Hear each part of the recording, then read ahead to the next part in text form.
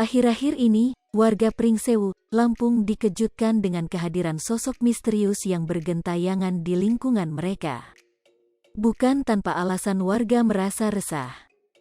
Mereka gusar atas tindakan sosok misterius yang mengenakan busana serba putih tersebut. Mendatangi rumah warga satu persatu, sosok tersebut memakai jubah putih yang terjuntai dari ujung kepala hingga ujung kaki. Ia juga menutupi wajahnya dengan kain putih. Guna melengkapi penampilannya, sosok tersebut mengenakan kacamata hitam.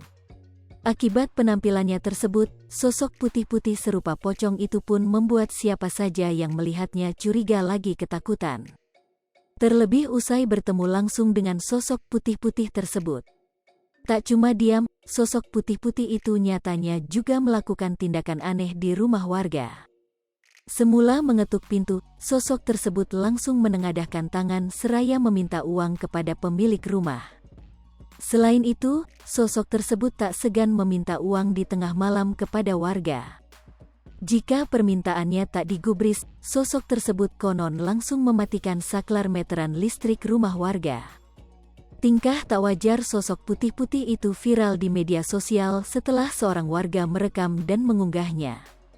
Dikutip tribunnewsbogor.com dari akun Instagram Humas Polres Pringsewu, pihak kepolisian langsung bergerak mengamankan sosok putih-putih tersebut.